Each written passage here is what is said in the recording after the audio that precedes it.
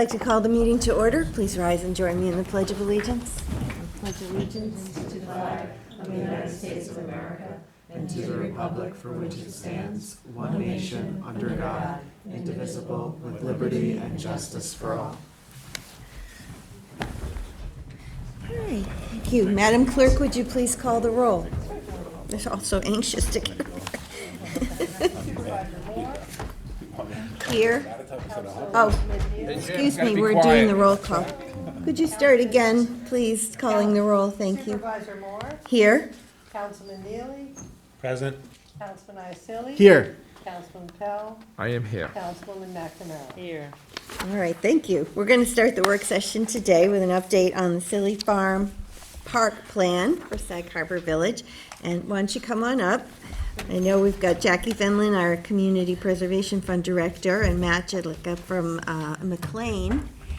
And Jean came from the board. Village of Sag Harbor, and Drew Harvey is a member of our planning board as well as what we call POSAC, which is our Planning and Open Spaces Advisory Committee. Okay. So I am one of the trustees on that as well, so you got us coming from many interested points. Yes, well, thank you all for coming today to talk about this with Thank you us. so much for having us. Yeah. You confused with Silly Farm in North Haven? Correct, different Silly. This is in the downtown of Sag Harbor Village. Gene, why don't you start us off? Mayor wasn't here. I can start us off. I just have three, just in case they wanted to see. It's the deed, it's not as So exciting. Yes. The purpose of having this meeting is really just to give everyone an update. And there's some interesting, or we could say, fun history to Silly Farm. The farm was actually started back in 1922 by a family. They started off with 12 cows. They ended up with 65 cows. And just very interesting. We're in the business through the early 80s, and at that point, they sold the property to a real estate developer. And in today's paper, you know how they do the 25-year, 50-year, just happens in today's Sag Harbor Express, it said 25 years ago, there was a proposal to do an organic farm on this property. Prior to that happening, this real estate family, or gentleman, I should say, he tried to do 50 properties on this space. He tried to present a nursing home. He tried to present, or his wife actually was the one that wanted to build a tennis court with a big inflatable bubble. So there were a lot of different ideas, which fortunately, due to environmental studies and concern for the wetland, none of these were approved. So we do like when the process works, right? And so it was 25 years ago that it was a little bit of the Peconic Land Trust pulling together Suffolk County, Town of Southampton CPF, and the village to come together as a partnership to purchase this property, and then with the goal, and the goal has actually been consistent over the 25-year period, but it's sat inactive. And I won't go into any reasons why, it really hadn't been a focus to get us to the point where we are today. And so what? It was purchased 25 years ago by the town, the county, and the village Yes. jointly. Yes, so the county put up 50% of the funds. The town, you are 25%, and then the village is the remainder. And the village would be the one to actually manage and maintain the property, just given the location of where it is. So the county, just so everybody's clear, the county actually has the most ownership here. Absolutely. And I'll just say, just offhand, like, you know, I know the second district legislator currently is Ann Welker, but previously was Bridget Fleming. This has been a focal point for the county on figuring out steps to move forward for many years now. So this has been on the agenda, but as Trustee Kane has mentioned, and I'm just familiar with this particular item based on some of my work in the legislature, this has been sort of sitting for some time. Long. Was there an intermunicipal agreement with the three parties? So today's purpose is for board. your board to then sign the resolution that you will begin, that the IMA can begin. So the county. Nothing's in The county place is for- waiting for that signed resolution, and that's the purpose of today's meeting. So who's been maintaining the property for 25 years? Nobody. It's just open space. Just open space? Just open space, so it's a wooded parcel right now. So yeah, I did want to just kind of go back to what like Jean had presented, trustee Kane. This was, one of the first joint acquisitions for large acreage in Sag Harbor Village, and how much of a benefit that we can now kind of glean from this, and we're trying to work together. This had come to my attention in like 2024. And that I had heard that there was community support to try to do something and kind of utilize the space. So I know Drew has been on the cause for a while, and then more recently in like late 24, early 25, I was talking to Jean about the potential for this. And Could we just pause for 1 second, Jackie? Could we just also emphasize, Drew, you've worked with the town on other projects as well. Long Beach is a great example of what you did there. Do you want to just kind of just share what you've done with the town? Yeah, I mean, we were in front of this board last year doing a work session pitching the Long Beach Fitness Area project with Kristen Doulis from the Parks and Rec Department. And actually, people do use it. I've seen People use people. it. People use it. Yeah, we were able to successfully complete the project, kind of improving a space similar to this one that was kind of unused, right? A parcel of Long Beach no longer going to be used as an access point. Yes, I'm the president of the Dog Patch Bandits. That's right. Yeah, long story short, you guys passed a resolution. We were able to kind of get in there, get the project done, and it's successful. People are using it. I think it's a positive thing for the community that highlights outdoor recreation, fitness, health. You're all gonna have those one things. along the way here? So that's not a part of this plan, but I will give you a brief history of my involvement with the project. In 2021, we reached out to the Peconic Land Trusts and kind of just asking some information about what this parcel was, why it was purchased, what the history was. And we found out that it was an early CPF acquisition along with the Suffolk County Parks Department, right? Which kind of perked up my ears, which is this property was purchased to not be developed, but was also purchased to be an active property for the community. So it's under their Parklands program. And at the time of that purchase, an IMA was supposed to happen, but it just simply wasn't. No problem, fine.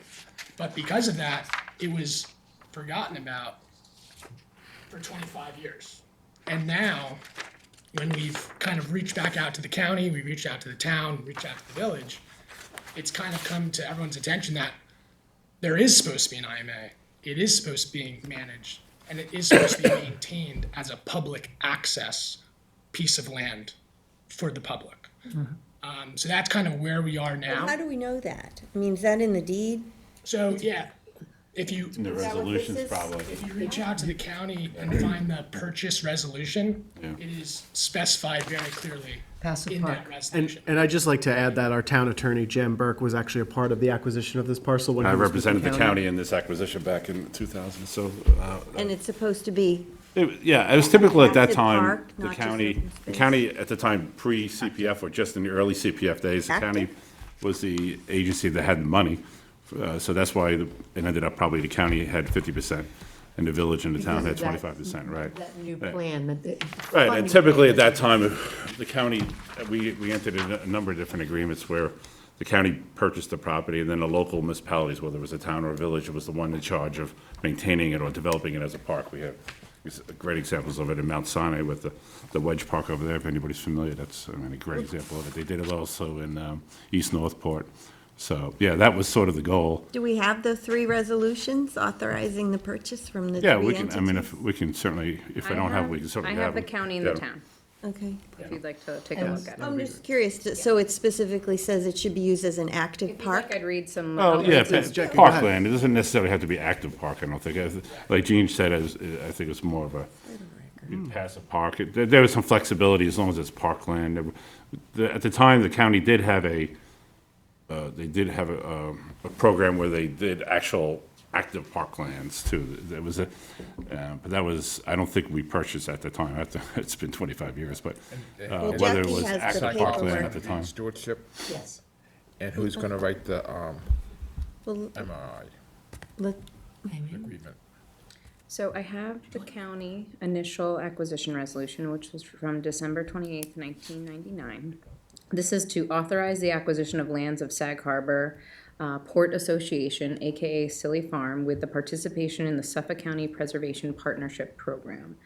The following resolution was introduced by Councilman Drew and duly adopted in accordance. All were in favor. The town board, it has adopted the Town of Southampton Community Preservation Plan from the 1998-2001 and identifies the target areas as properties acquisition for park, recreation, open space, and conservation purposes. Sag Harbor Port Associates is the owner of the 9+ acres. So I also wanted to add that this is a fairly significant size parcel for downtown Sag Harbor. It's on the north side of Long Island Avenue, east side of Glover Street. Said property is designated as a wetland parcel for park, recreation, and open space preservation in the village of Sag Harbor target acquisition area in the Community Preservation Project Plan. The Preservation Partnership Program enables the towns in Suffolk County to expedite land preservation by sharing in the financial burden of county land acquisitions. The Town of Southampton wishes to participate in the Partnership Preservation Program and establish fair market value of the property by an appraisal. The Village of Sag Harbor and the Peconic Land Trust have obtained appraisal which has been reviewed and accepted by the County of Suffolk and the Town of Southampton, and they have agreed, and Sag Harbor Associates has agreed to sell the property in consideration of $900,000. And Peconic Land Trust wishes thereafter to convey the fee title. So Peconic Land Trust was also instrumental in this. They basically stepped in, bought it quickly, and then town, county, and villages worked together to formally acquire it. How Really many fun acres day. is it? 9 acres. 8.97. It's roughly that. Unbelievable, $900,000 was the total price. In the village. Well, and up to that point, and then somewhat after, because it didn't become an active park, it had been used really as a dumping ground. And in December, Councilman Iselli, Jackie, Drew, myself, and then several, and Matt was there as well.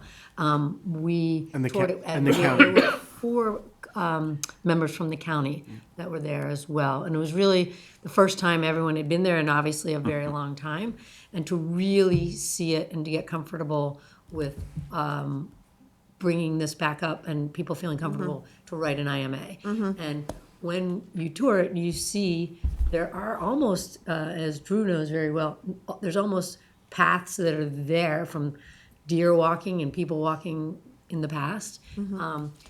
But there's a lot of concrete that's been dumped in there. There's some parts of cars.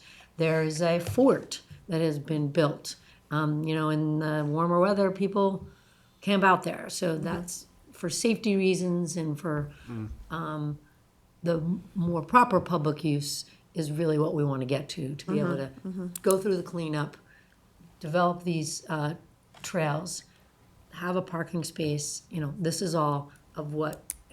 And one thing that did happen, because we'd seen a grant that was potentially available from New York State, we did apply for that last summer. And that's really what helped bringing all of us together to have these phone calls so that we could apply for the grant, to then agree that in order to apply for the grant, we had to say that we were working on the IMA. So we got that all signed. Unfortunately, we didn't get the grant, but it just got the ball rolling again. Yeah.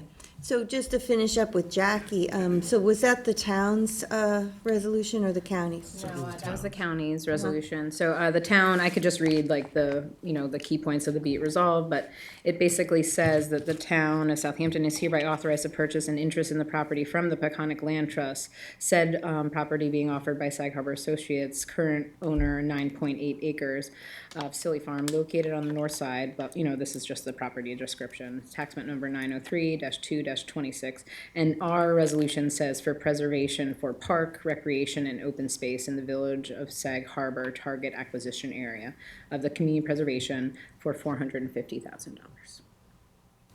So the full purchase price was $900,000, and I believe the county paid $450, and then the town paid $450. I thought the village paid 25% also. I'm not sure, I don't have a village resolution, What I but know is I the have village this. paid a small amount. Peconic Land Trust really came in, bought it, and then arranged for the three others. The village did not pay the exact same amount as the 25, but became the 25% owner. yeah. And then will be operating.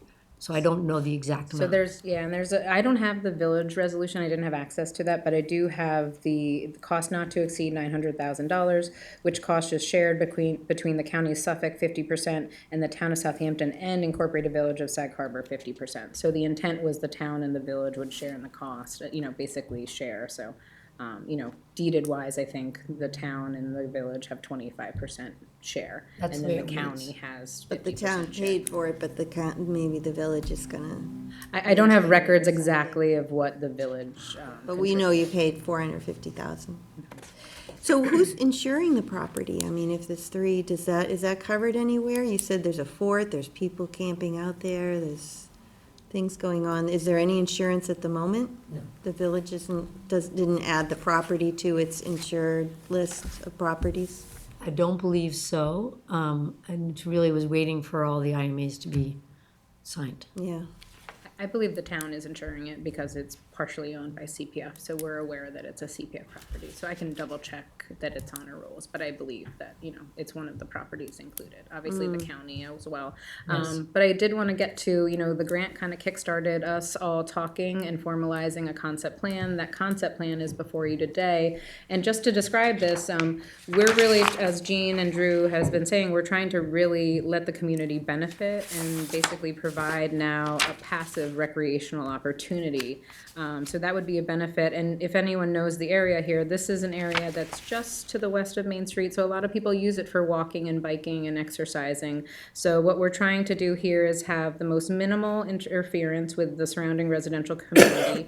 There is a commercial operation just to the east. I'm forgetting the name of it. Sag but Harbor Inn. Yeah, I was like, it's a hotel, I believe. Yes. And so what we're trying to do is we're trying to look at the most minimal impact and put a very small parking area on the northern portion where you see West Water Street. So that would have just associated parking. So this was my question, being that there is a parking issue in Sag Harbor Village, and this is adjacent to the waterfront, and you could walk down to Steinbeck Park.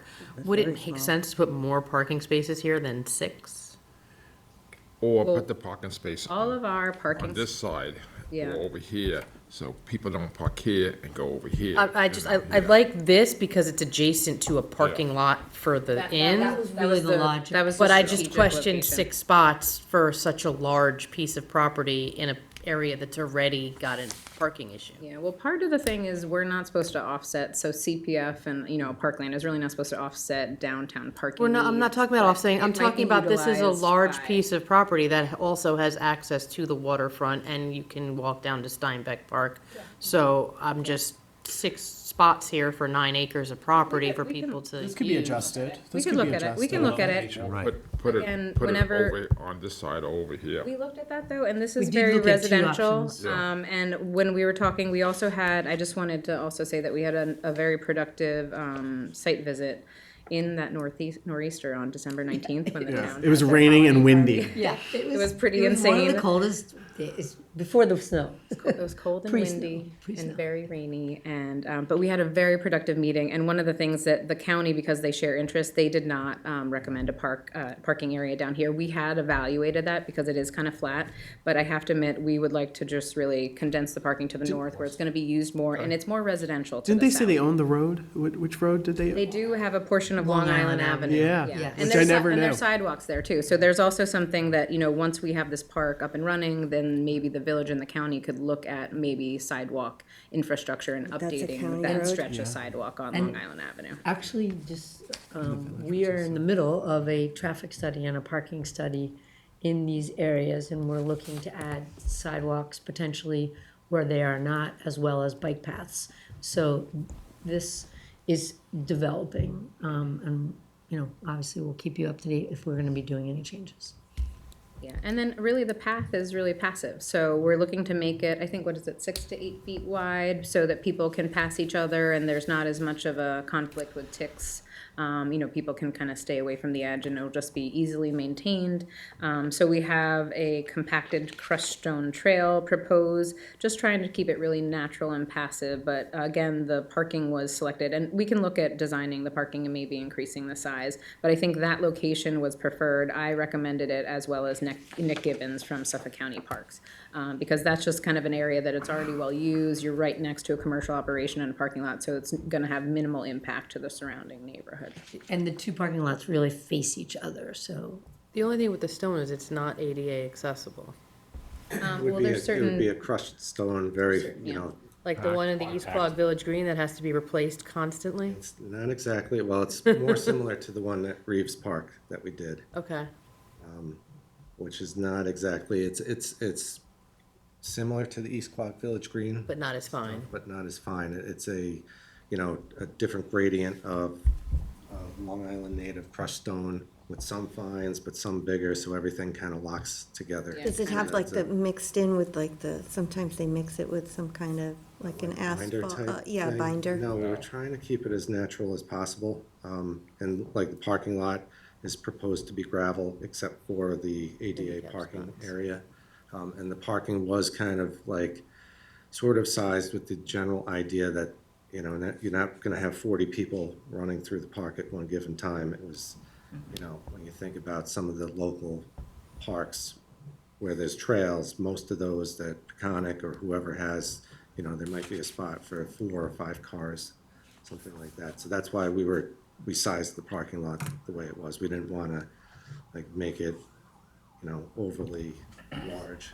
Yeah, and part of the town of Southampton, the CPF guidelines too, is to ensure that the parking lot is ancillary to the CPF property, right? So, you know, obviously, we're not looking, you know, as a mainly focused on preservation, we're not looking to like have a very large parking lot, but it can be definitely suitable for the size and the use of the property. And obviously, we could always, you know, expand it if this is really popular and being used for a recreational trail and exercise trail. We could obviously always add a couple more parking spaces, so. And the initial plan that we had put forward, that the county had seen, we had a location at T3 with a parking lot as an alternate location. So it would And be they off weren't of really Long all Island that Avenue. The county didn't really like that. Well, and I think we talked about this a while back, that, you know, the location, I think, you folks know the parking situation. You've got the marina right there. I'm a little concerned that it doesn't become an overflow lot for, you know, people wanting to get on their boats or other things. You know, I drive by it a lot, you know, on my way to the post office, but I just wonder, maybe your parking study will highlight that, but, you know, are they trying to get away from the paid parking area, and is this close enough that people might start to use this as an alternate to paid parking or to get on the boats or something like that? So we are working on the parking study, and there are issues throughout the village with, you know, long-term parking for boaters that park in certain parking lots and leave their cars there for, you know, weeks at a time. Those seem to be more down by the marine park. Right. Not. The other way, not down this way by No. Sag Harbor Inn No. or, Yeah, that's Well- an okay. issue. The ones around, closer to where the Sag Harbor Inn, that parking, first of all, there's no charge for any of that parking. So we don't have to worry about someone trying to, but we don't usually see overnight stays in there. It's over closer to where the farmer's market is. Right. It is, you kind of have to know to go down there. Right. Kind of. I Exactly. could see that, and it is a bit of a walk, but. So, like, you know, the village opened up the church parking lot, you know, which is probably the same distance as if we parked on the Long Wharf to get into the village, but people didn't. No one used it. No one used it because, you know, it And the seemed, school parking. felt like it was Open up. further away from the school. So something like this parking lot, you know, maybe some of the boaters might, but I don't think anybody's gonna, you know, wind up down here to try to walk to downtown. I think, you know, But certainly you also have to try to figure out how to control it. if you do 3-hour parking or no overnight parking or something, So might be a definitely- way to. It would right. definitely be. That Oh, was post that it. was an You- earlier concept again, you guys plan know that that we kind problem. of stepped And then away from. I wanted to enforcement. show you that we had looked at 2 parking locations Oh, It's very similar, but both me and the county parks commissioner, Nick Gibbons, had basically said it's really just better to have one parking area. And, you know, just because of the sidewalks. And it's actually kind of recovering meadow and lichen area to the south. It's actually very nice, so it'd probably be best to just leave that alone, let it recover naturally, but then where there is existing disturbance, obviously, and then we have been looking at just, you know, obviously your preference would be to clean up some of the dumping and the concrete and some of the debris that has, you know, probably some has been left there from the farm, and then some has just been, you know, an attractive area. And for Jackie, I think dumping in general. the cleanup of that, the IMA is important as a step to help us to that cleanup stage, is that correct? Yep, and I did want to say too, during the grant process, you know, I was dealing with a family issue, but Dan also had already drafted a resolution. We just never got to the point of the IMA because we were still working kind of on the concept and they had a deadline for the grant. But now we do have a draft resolution, so if the board is comfortable with this overall concept, we would like to present that to you at a future meeting. And we'll work with the contracts department to get that on the agenda, and then we can basically, you know, get ready for an IMA. so what was that- the grant? Who was offering that? They were, sorry, I'll let you speak to that. Yeah, it was, it was a New York, basically Park and Rec grant. And I think the number, it wasn't a lot of, it was $10 million that was being offered. They had over 250 applicants. We were looking for, the cost estimate that LKMA put together for us was actually less than 200,000. So To clear everything and put the paths in? Yeah, it's just that this was going to be a multi-phase thing, but that was just doing. Have the grant, you have the grant already. The trails. we did not. and They did the not we receive parking it. area. And clearing. Well, most of this, so Drew and I actually walked, first Drew had the initial sketch of the trails based on, you know, what he thought. We had put that on paper, and then there were concerns about proximity to some of the residents, so he and I actually went out with a GPS unit and walked the deer trails. And so the general idea is to try to minimize the clearing on the first go-around, where it's just trying to stick with, you know, open areas that are kind of already set up as trails. So it's not a major, you know, it's not like the 8 feet going through has to be cleared. It's, you know, some trees here and there. This tends to be the higher ground areas. There are some depressions that are possibly wetlands or receive stormwater. So what we did is we pulled the pathway away from these newly constructed houses. So like right here, you see that corner right here. And also it will be nicer for residents and the recreational opportunity instead of like looking in the corner or backyard of someone's house. You also have a little bit more buffer in general. So these houses will not be impacted by the trail. The trail used to kind of like cut in a little closer. So based upon Matt and Drew walking the property and our initial walkthrough in December, we kind of just pulled that away from the corner so that, you know, everyone can kind of have their own space, give space to the residential properties here, and then, you know, just have a more recreational and native experience on the trail. Would you want to loop this into here, so, you know, you could walk, Like an interior, yeah, you can make it into a loop. like in this area. This is an actual wetland area right here, I know so, down here's wet, 'cause I yeah, it's drive right down. there. Yeah, but you could probably go up around it and go over here. We talked about possibly 2 access points upon Glover Street, but it seemed, you know, there was kind of like a natural area right here. No, I which- mean, just attach this to this. The two trails, at the trail 3 and 2, I think, right, Bill? You're Yeah. saying, That way you can make a loop when you walk. is there something we could do to, So this was a kind of a wooded depression area that we didn't want to disturb, based upon our walking, so wasn't that the area that I think? There are some, Drew and I actually entered in off And of it's like- Glover and it's a little like an wet there, alternate But we type can thing, look which at we it. didn't what's, show. what about something more closer to the intersection there at the 2 and the 3, the corner, if there could be something that's looked at to try to connect the two? Just to go back to the clearing question, so in 1968, there's a great aerial photograph. This is completely cleared. It's all sand. So all this growth is early growth forest since the time that it stopped being used as a dairy farm. So most of the vegetation in here is invasive. The idea behind this plan is to do what's the most minimal invasive plan that we can do in this property, where we're clearing the least Invasive amount. removal, like, No, what's the least invasive Oh, I see. project we can do? That we can not clear as much of the property as possible, right? Like minimal clearing of what's native while phasing in invasive clearing plans over the next 25 years. So But we these, were hearing that there's piles of concrete, there's a fort that was built. I mean, did your estimate include removal of those items? No, because that's something that the village and Drew's organization would wind up tackling at a later date. The piles of concrete, that's up on the, like where West Water Street and Glover Street Meet. kind of meet. So that's It's like right outside here, of any Image of 10. our, it's right there. yeah, so outside of our area. Yeah. And then the fort is also something that we've stayed away from with the trail system, but, you know, this initial part would just be the trail stuff, and then, you know, through the maintenance of the property, there would be additional stuff that Phase the two. village would start doing. So the 8-foot wide clearing for path, 6-foot wide path, 8-foot minimum pruning clearance. These trails, the reason they are where they are, because you're dropping the least amount of trees to create these paths. And that was the feeling of, based on, you know, community perception of what this property is, the lack of use, you cannot go into this property and clear the whole thing.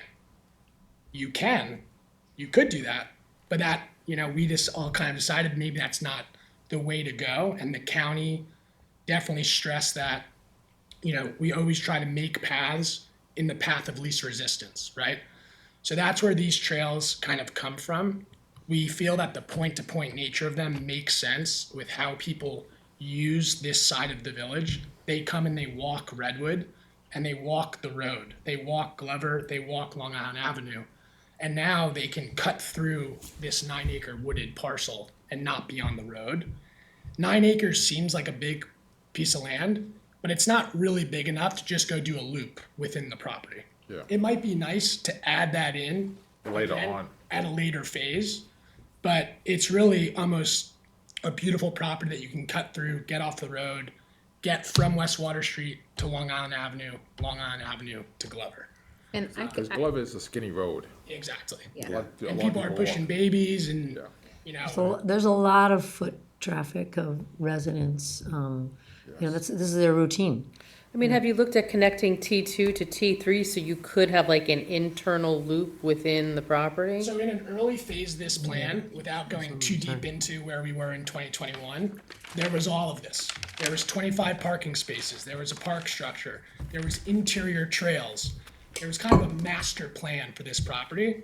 And over the past 5 years, we've almost boiled it down to this plan. What's the most basic thing we can do in this property to get it to be used by the public and not just be an unused parcel of land? So we came up with 6 parking spots, 3 trails. The county feels very comfortable with it. They think this isn't gonna raise any eyebrows on the county level. And the public can't really push back on it because hopefully it's a positive thing, but also it's exactly what is supposed to be done in this parcel of land. And we can also see over time how much it gets used and then if there should be some changes. It's a good phase one, is what you're saying. Right. Because all I'm saying is we have, you know, the park that we did in Riverside, right? We get a lot of pushback because the county, there was supposed to be a lot of things in that park to draw people into it. And the county put the kibosh on all of that. And so now it is just this. And now the community is complaining and wanting to know why we didn't do all of the things that were supposed to draw people to that park. And it was really because the county pushed back and didn't want those things. So, I mean, it feels like we're in a similar situation, but I understand that this to me makes more sense because you are, like you said, walking from one street to another. It's kind of a cut through. I have to admit, and I think the path that we have is really, it kind of is inducive of the property, right? We've got 3 or 4 road frontages, right? So we've got 3 or 4 outlets. So people from all 3 different communities can start utilizing the trail. But I actually envision as you walk this, it does look really big, but as you walk it, you know, it's not very big. But I see probably people will utilize where they come in will be their neighborhood and then probably do their own loop, right? Utilizing some of the roads and then cutting through the natural trail. Well, So- that's the one thing we always talk about, in the Trails Advisory Committee is keeping people off of the roads. And that was my only thing about saying, Making a loop. connecting T2 to T3, because you would give people the opportunity to get off of the road, go in here and walk a path. Whereas, to walk to a point and then back to a point and to a point, you know what I mean? At least it's a continuous flow. And it would give these people in the community somewhere to just go walk and stay off of the roads. Yeah, like the Quag Wildlife Refuge. Could you- could take a longer path and loop Fan of a loop around. trail. I'm not saying I'm not. I definitely am. There's just an area of Phragmites right in that area where you're thinking it would connect nicely on paper. There just happens to be like thick What about, Phragmites and- Jackie, what about Trail 1 and Trail 3? If we can't do 2 and 3, what about Trail 1 and 3 at the center there? That might be a little more possible because that's a little bit more upland. But I have to admit, like, we didn't walk, this is kind of the existing trail. So, we're trying to stay away from that residence. I mean, this is something, And I think it's important to emphasize, as Drew mentioned, like, this is the first step in making this a usable parcel for the community. And if, based on the use, there is determination in the future that we should aim to do something else. And I know Drew, with Dog Patch Bandits, we'll be working with the village to really kind of identify what some of the uses are and what possibilities could be envisioned in the future. Is that right? Yeah, I think this is the start of a long-term management plan for this property. It introduce the people back into the site, get the debris out of the site, add a small parking area so people are going to park somewhere, right? So like some of these other parks we've developed over the last decade, they don't have any parking because there's this reliance on parking somewhere else. So the county, absolutely, there needs to be some sort of parking in this parcel. It's pretty standard. Yeah. Right. I think there's room to expand the parking in the future based on use. And there's many phases that this property will take on with extensive invasive clearing. But we're not proposing that right now because that's potentially hundreds of thousands of dollars, millions of dollars over 20 years to get all the invasive species out of this property. So you have a draft of the IMA, someone has a draft? we have a draft resolution for the town board to consider. So we just wanted to go over the concept plan and make you guys aware of what we've been doing I think behind you the should scenes. hand that in, because I don't want to wait another 5 years to see this. I know I'm beating a dead horse here, but Matt, Jackie, you Once your both board know. approves the resolution and we send that to the county, then the county's gonna share. 'Cause they said they couldn't share until. They want us to But why say, would we say we're gonna sign an IMA when we haven't seen it yet? We'll go over the details with you. It's just supporting the and they want to authorizing know, the- county wants to concept. know, This is the the county concept. wants to know that the board is in favor of moving forward. They don't want to say, okay, let's go ahead if the board isn't in favor of moving forward. So they want to make sure the board And I is in favor. misspoke of before. moving I was Send a made letter. aware of this in late 2023, was trying to get the initiative passed in late 2023. I hit the same roadblock. We were all ready to move forward. The village, I actually was going through my notes, and the village actually passed a resolution for the IMA.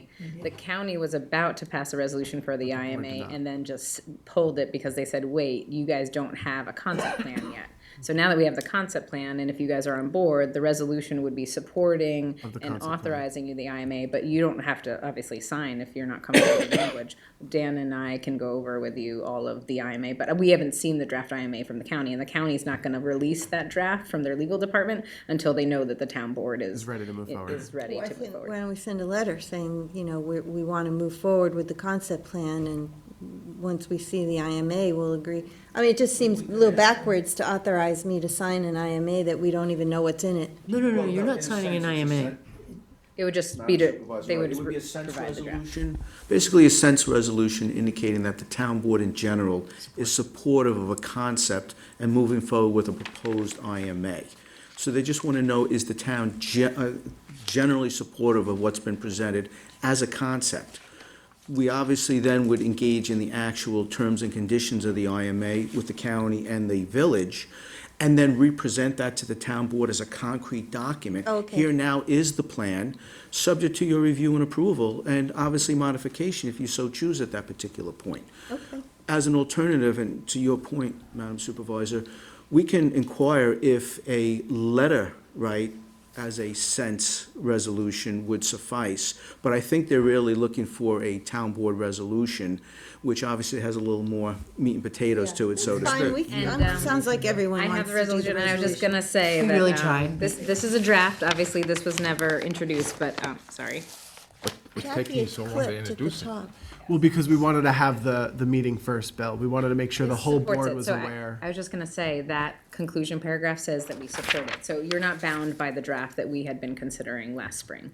So were there legal people from the county? Like, there are 4 Yes. people from the county, and Yes. there The are one 2 lady from was the legal contractor. department, right? Yeah, she, 2 were in the contract department, I Emily, believe. Emily Laurie drafts the IMA. yeah, they're on the contract side. Okay, so they were at the walkthrough. And they came in to, December. And Nick Gibbons, who's, Nick was there? Nick was there. Nick was to there. get his approval and grace is important. It was really, all the right people that needed to be there came out in that really bad weather. And Nick and I were like pretty much like directly on the same page with all of the features and discussions as we walk the property. It But was obviously re- this. It was will really have- nice, though, I would say. Yeah, and this will have the ability to evolve, I think, too. You know, what we're doing is the first step to make the community aware and be able to start using it. And then if we want to add features, I think we can definitely accomplish But that. I think too, the more usable you make it from the start, the more buy-in you'll get looks from the good to me. community.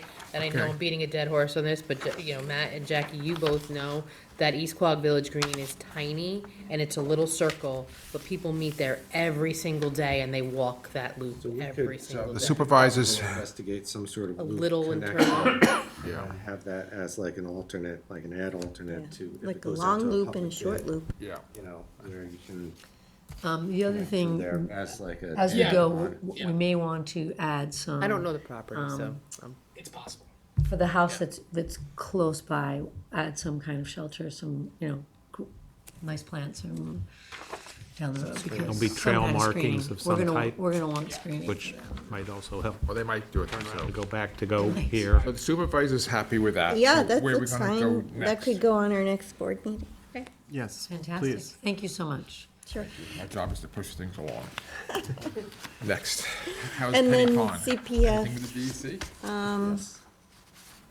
Just what's the, if you don't mind, what's the next step on this? So we'll do the resolution, and then we'll look at the IMA and go from there? Once the county receives this, I believe then their Then they'll contracts share. and their legal department will be Great. comfortable releasing the draft IMA that I believe is already drafted. And they were very supportive of it, so it was really Yes. nice to have everyone present at that meeting. And aside from the purchase of the property, what are the parameters of what the CPF fund can provide? So we can talk to the town board about that, yeah, so that way we can draft the IMA appropriately. Yeah, we're We need some seed willing money. to help, yeah, we're willing to help, so. But the first step is to have an IMA, and then we Okay, can talk So we're gonna about. get that on for the next board. All right, good. That's Thank you all. great. Thank We you for appreciate coming it, in. and It's kind of coming fun to in. give you the whole background. Yeah. I didn't know anything about this until Michael mentioned it, so thanks for bringing this up to all of us, Michael, and The whole board. We're excited, and been working on it for I a actually want while to, I here. want to, obviously, thank you everybody here, but I want to actually thank Drew. Drew has been such an advocate for this. When Drew actually told me about this, and also the mayor and the trustee had informed me, I was like, I remember this. This has been going on for a while. You So remember Drew, it from when you were from when I was in the with legislature, Bridget. but Drew has just been ready to pick this up, and I want to commend him for being such a great community leader on this and improving all of our public spaces. You've been doing such a phenomenal job, so thank you. Have you been able to see the fitness trail and at the canal? I have. You know, I was talking to about it, Jim Dreeben. He is Of course you the, have. He is such an advocate for exercise. No, Jim's good stuff. No, it's beautiful. Yeah, good job. Well done. Yeah. the other thing, I made a note that you want like loop trails. the other thing, just for you to be aware, other things that with POSAC and Drew's been really kind of leading it is, there were several, we're at 6, we're adding to 8, we're up to 8 on the 8. water access points that really had kind of been encroached upon a bit, not maintained. And now we have a very attractive marker on 6 of them, and the other 2 should be going in shortly. And we're talking to some of the neighbors who have maybe encroached a bit and we're gonna work on all of that. So there's some things that, just to use what you have, and to maintain it. And also, don't forget about a nice loop trail a little bit north of the bridge. That nice piece of property we just bought on the water there. Yeah, Well, that's North Haven. we gotta figure out Okay. You Maybe we could do a Work fitness together. trail there. Fitness trail, a little boathouse maybe. yeah. Well, to be able to put your little One thing at a kayak time. in. No dock. Boardwalk will eventually. Yeah. Need someone to push it. So I, actually, while you're just from Havens Beach to Marine Park to John Steinbeck to Scilly, the big plan is that people could either ride their bikes, walk, push a stroller, jog, whatever it is that they want to do. And that would be the ultimate. So one of the other projects we're working on with LKMA is to extend from the Long Wharf, past, the little park, the windmill park, underneath the bridge, and then come out at Steinbeck. And then we are gonna be adding a boardwalk piece, where the area that would be prior to getting to Scilly. So it's just really, because people walk in the street there, we're trying to get them to be out of the street. So you walk like 2 or 3 at a time. It's tough. So this is the bigger plan that we are working on, but as we all know, it's a lot of money and a lot of things, so it's piecemeal, but Yeah. the bigger You'll plan get is it what we're working eventually, on. just keep- And we're just starting a environmental study of the watershed at Havens Beach, because that stormwater just runs down and it's caused a lot of problems, and the water quality. So and this is all on the East Hampton side, so you guys wouldn't really be aware, but it's how this whole thing all connects. We kind of heard about it where people can't go swimming over North Haven Beach because Well, I know, yeah. I heard for the years as trustees, you always heard about that Well, too. because, when it's in the New York Post, it's, And if Jim has a group of people who walk Ponquag Bridge, so you could do the same Yeah, thing. yeah, he Walk does. Sag Harbor Bridge, start at the North Haven, walk all the way over to Sills and back. Bridge Walkers Group. Bridgewalker group. Yeah. You can go There we go. competition. Jim Dreeben's an inspiration. I'd make it that long. Yeah, you could be competition with him on Yeah. his bridge Yeah. walking. Yeah. Well, thank you Thank for you, everybody. coming in, Thank you Mrs. so Witch. much. Good to have a plan. appreciate it. Thank Really you. appreciate it. We'll see you later, right? You're gonna come into exec? Okay. Thanks, Matt. And Jackie and Dan Did you too. get the good news on Penny Pond? I have to tell Jackie. I have to use the bathroom really quick. Excuse me. Council that's heard this. Apparently it has to go to, it's not just Danielle that's looking at it, it's going from Danielle to the Bureau of Habitat for them to look at it. That's where it gets hung up. So I'm gonna try to find out who in that department has the thing, and then Most people don't even know maybe what you it can is. reach out to them. It's never easy. I asked, like, is it just your department or is it going into? It's going. She said, unfortunately, it's going to the Bureau of Habitat Then I'm just Protection. not there. Okay, let's go with that. No habitat there yet. And Fred Deal, when I first, he was like, I Habitat is want this people. one. He just sent me all the information. And it's like, Yeah, there you go. yeah, I was dealing with, Give back the old the guy concept who was plan, kind of legend at the time. the one that had the two. It went down there, I think Maria had it. I just, the original like concept.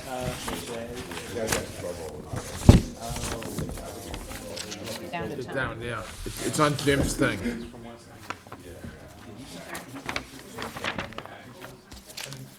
You're welcome. Too. No, the concept plan with the two parking, yeah, there's one with the two parking, it was just an older concept plan. This, thank you. Oh, okay. No, she's coming right back. Dan.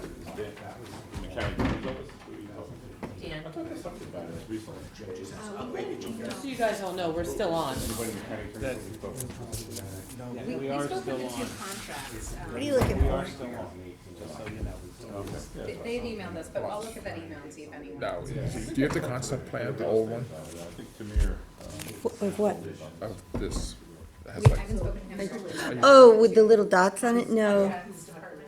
Jackie, did you take back that plan, the original one with the little dot? I did. Oh, Bill wanted to see it. Oh, you found it? I found it, yeah. Oh, I just don't have a lot of copies of this original one, just for the file. all right. No, I was just asking for Bill. All right, so great. So the next thing on the agenda is an update from Tom Houghton, our engineer, and In a row. Jimenez is not here. You are not Nick. I am Peter not Nick. Gaudiello. Okay. Yeah, So so we just wait do you wanna wait one for second Michael? for Michael. He just had to step out for a minute. Start. Yeah, I just want to read some. Oh, just for the record, though, I do think we're moving forward with the pier and the kayak launch at the Riverside Maritime Park, and it's just a matter of getting a DEC permit. There was other stuff. There was other stuff, yeah, but I just Yeah, want to the make sure you knew theater we were and- doing that. Yeah, we're still waiting on the DEC permit. I mean, I feel like I need to connect with someone in the DEC. Possibility. Yeah, we'll talk in exec. Because these, length of reviews are really putting us behind with our plans. Michael thought we were done. No, he couldn't think we're done.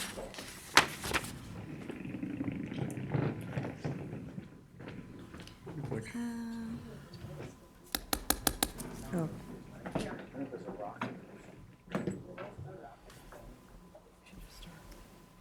Let's start Just with wait a second. Let me just make a note before I forget something. Penny Park tax on.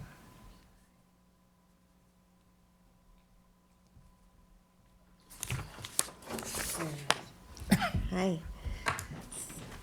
So thanks for coming in today. You wanted to talk to us about a couple of things, right? Yeah, so first we'll start, so I'm Tom Horton, Town Engineer, Peter Gaudiello, Building Maintenance Supervisor, both in Municipal Works. I just want to talk to you about some of the heating issues that we've experienced due to the snow events that have happened recently.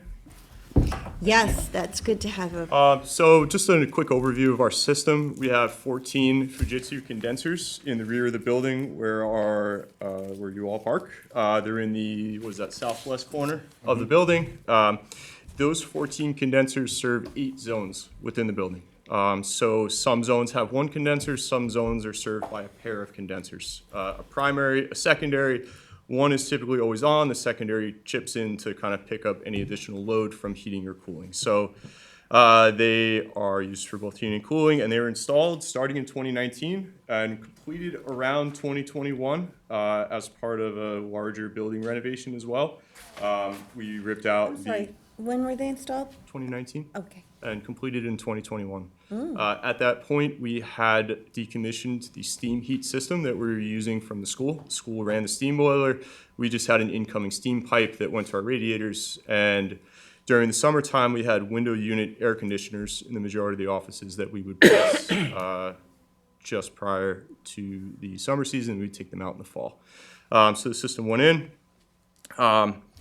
We recently had issues during the last big snowstorm and then again this past weekend. We're getting snow into the top of the fan of the unit.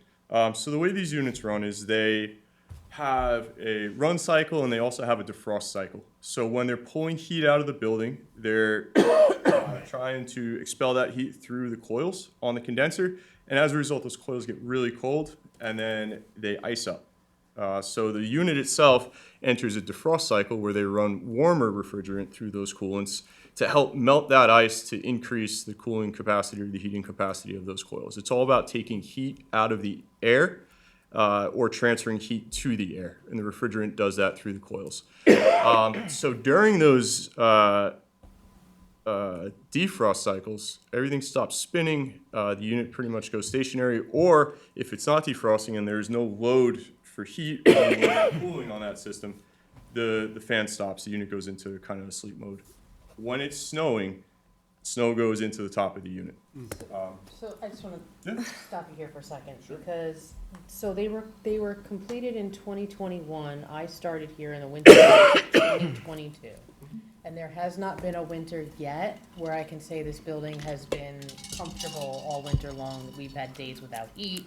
We've had days where people in their offices are running space heaters because they can't, seem to get their offices to a temperature that they feel is comfortable for working.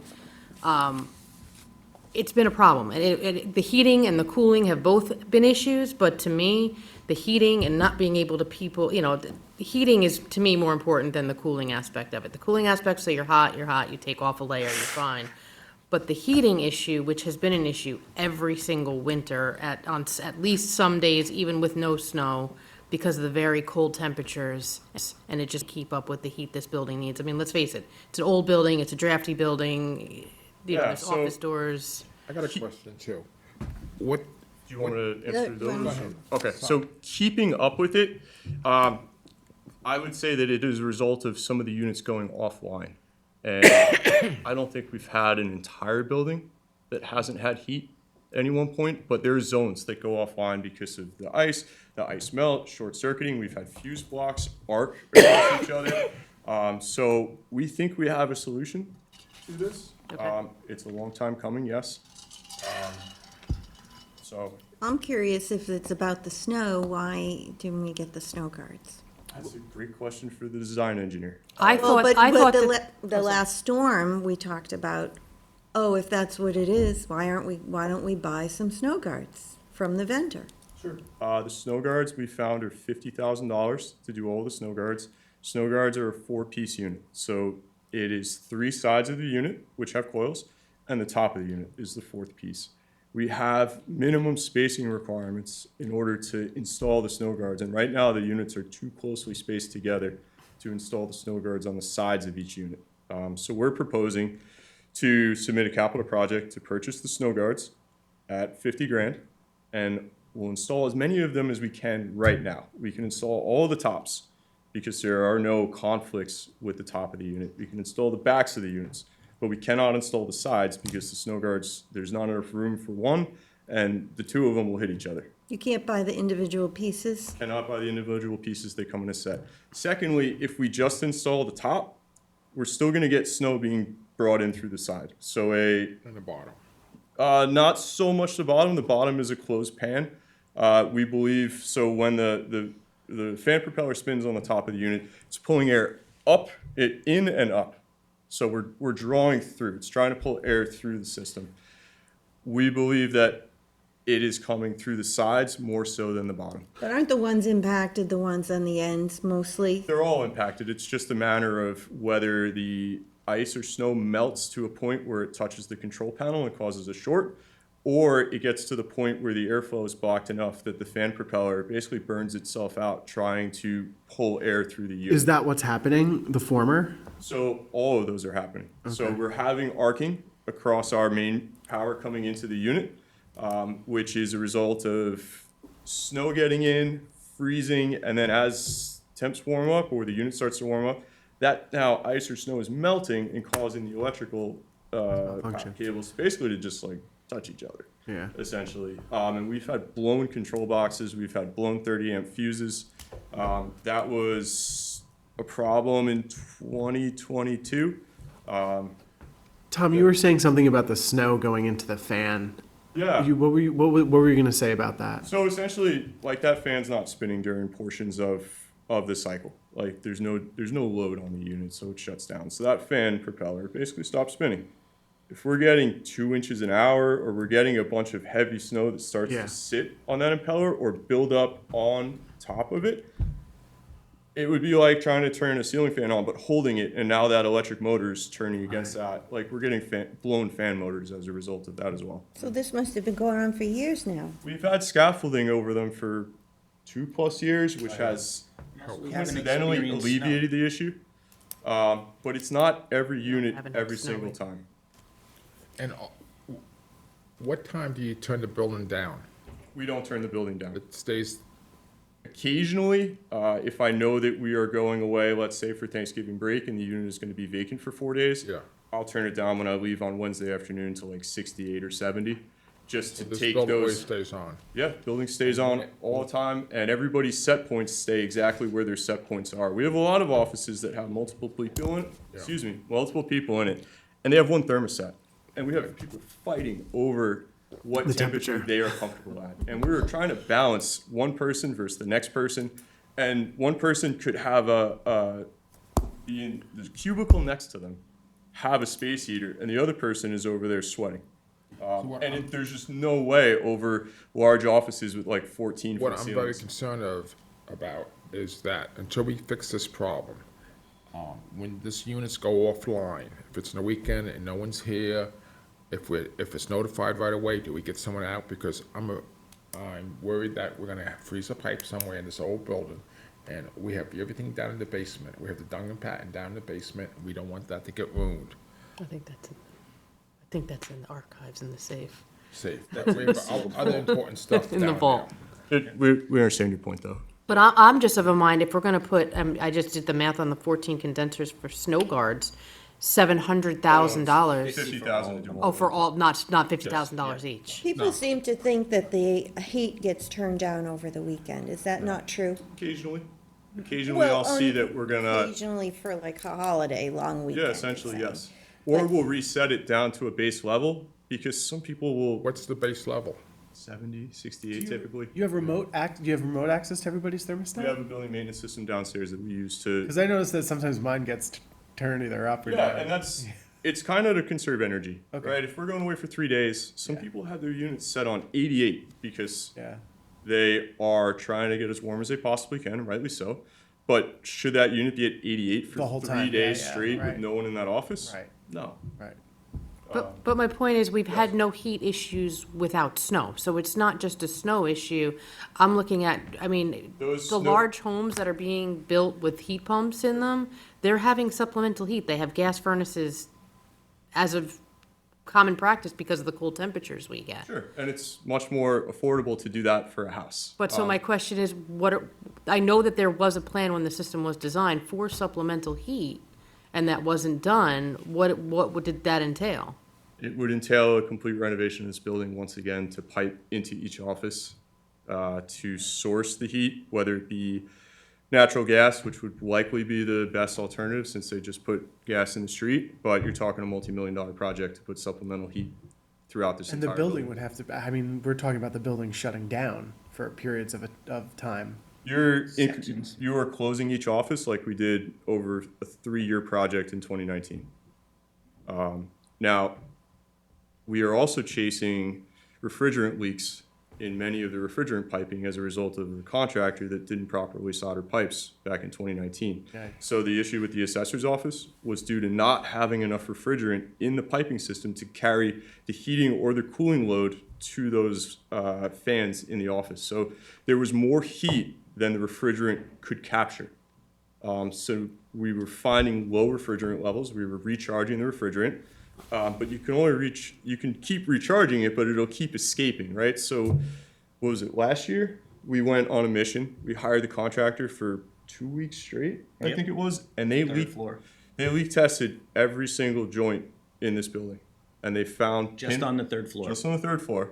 And they found pinhole leaks that we then sealed. We were able to keep that refrigerant level in the piping system and effectively carry that heat load out of the building or carry that heat load into the building.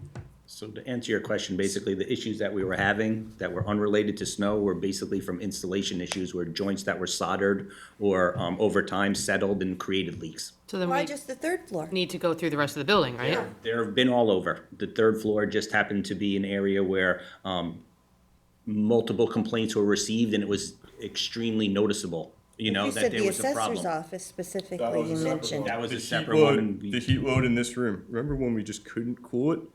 Yep, We didn't have enough refrigerant Yep. in the system to effectively carry that heat load out of this room. right. I've been That's coming, remedied now? Yeah, that's, I've been working in this building since 2005, and there's always been issues with draft, and again, you guys could explain it better. We have brick walls, we have, windows. I mean, it's always been somewhat drafty and chilly. So all that the is our- years. And I think that's what prompted the redo of the heating system, along with the fact that we were cut off from. Yeah, the school wanted us System off their next door. system is that kind was of the really main what prompted our impetus. heating system. The second facet of our proposed solution is to replace our 47-year-old windows and stop this draft from coming in to give us a chance to keep the heat or the cooling in this building during the summer. I think everyone here has a window in their office My that. office was 47 degrees on Monday. We had to move the plants out because they were dying. I mean, but the other thing of this is too, is when the heat does go down, we are government, we have to function. And, space heaters maybe aren't the key. Is there any can we purchase like more industrial type of heaters that we can put in our main outer offices at least to keep? So those all have to be plugged into our electrical system.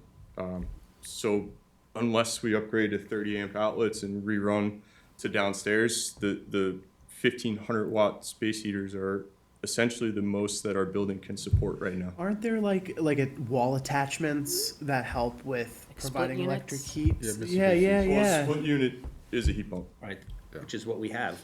A split unit is a wall No, mount, right? they make the, and I don't know how it would work industrially. Electric radiant on the wall Yeah, mount. you plug it in, but it sits on the wall. Yeah, and- that's just a different space heater.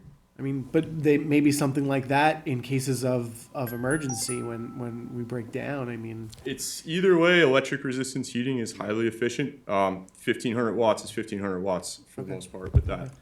So whether we have a 1500 watt wall mount panel or a oil-filled heater, so you're saying the space heaters are essentially projecting the same kind of heat. technically, yes. Because the space So, heater I Peter- got for my office, I could have done more with my hair dryer if I brought it in. So, Peter, what do you think we should do to solution this problem? What do I think we Because should- you're on the ground, you're looking at the units, you're with the people. We'll I fix think them. that snow hoods will go a really long way. As Tom indicated, we can't put the snow hoods on the side of the units because they're just, they're kind of stationed too tight together. Here's kind of a setup of it, and there's just not enough room in between them. We have enough room to put them on the top, we have enough room to put them on the back. Isn't that strange that the company that's selling us the snow guards, are they the same company that provided the units and installed them Same in unit such that- a fashion that there's not space for this device? So they provided the units, of course, we purchased them from Fujitsu, but the engineer designed the units to fit in that back corner of the building and preserve as much parking space in that area as possible. Now, in order to fit snow guards onto the sides of each unit, we'll need to pull every other unit forward to stagger them and provide ample spacing. So we're gonna propose to stagger and elevate to get them above the snow, but that will result in some decrease in parking So on the you're gonna- bollard side of the building. So who's gonna design that? We're gonna have to hire an engineer that is So HVAC what- What about certified. the engineer that did it before? We don't wanna use him. I know, but I mean, why didn't he do And the then secondary, should stagger? we be going through It's the whole ridiculous. system to look for leaks instead of chasing problems? Well, as problems occur, then we become aware of these leaks. Like, for example, right now, we don't feel that there are any leaks because the building has the temperature or is reaching the temperature that we're expecting. The system is designed or working as it is designed. It's at its capacity. It's doing its thing. It's not until people are like, hey, this office is cold.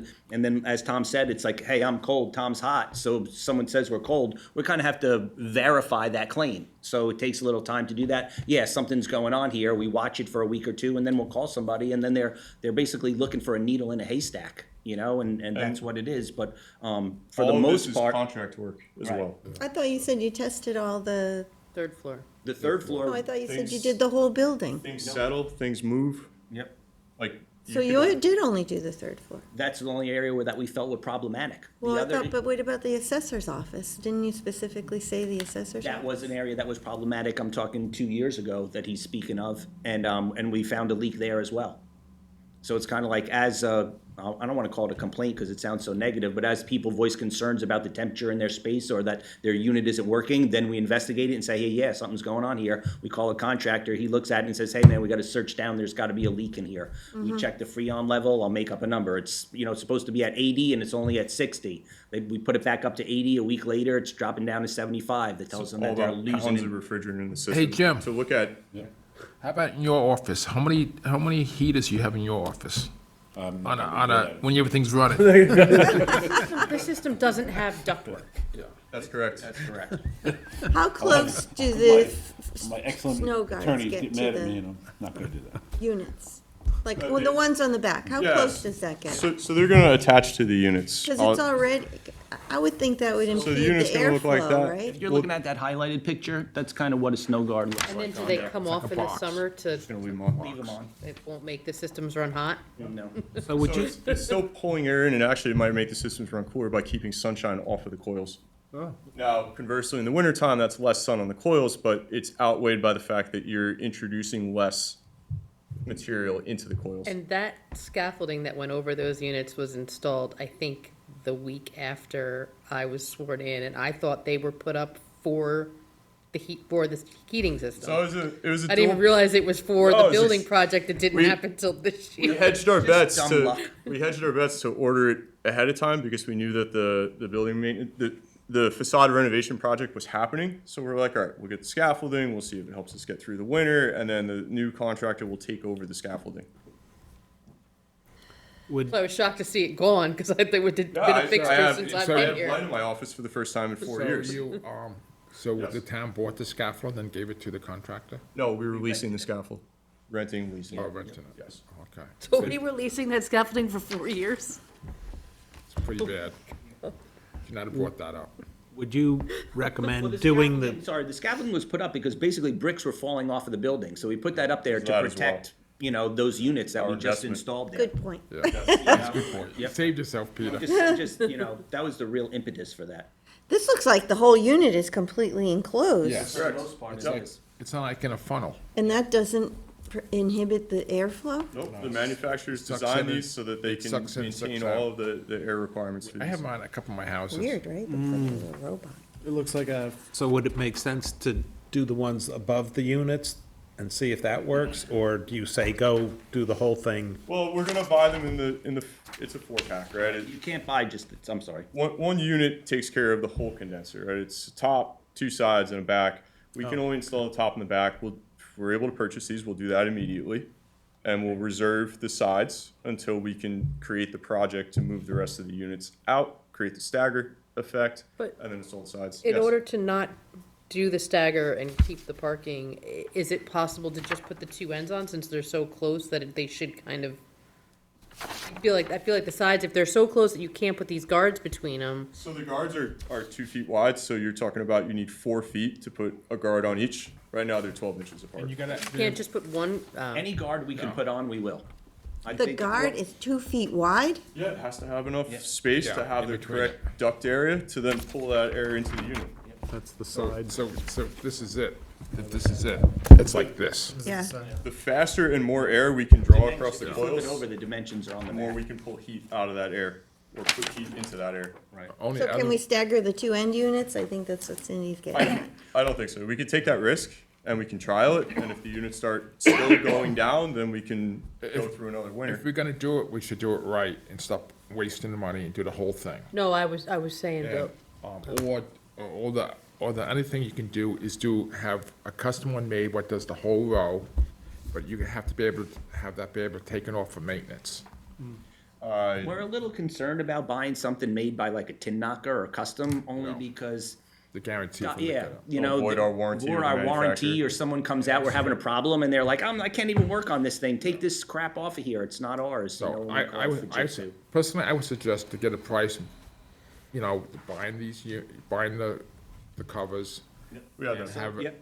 and get a price on putting them all on, stagger the units, and we have to deal with the parking space. Is there enough space there to stagger them? Yeah, you're only talking about pulling them out the width of one unit, right? So every other unit's coming out like 3 feet. So we'll move the Jersey barrier a little bit forward where you park, and then they'll come out to about where the bollards are on the right-hand side. oh.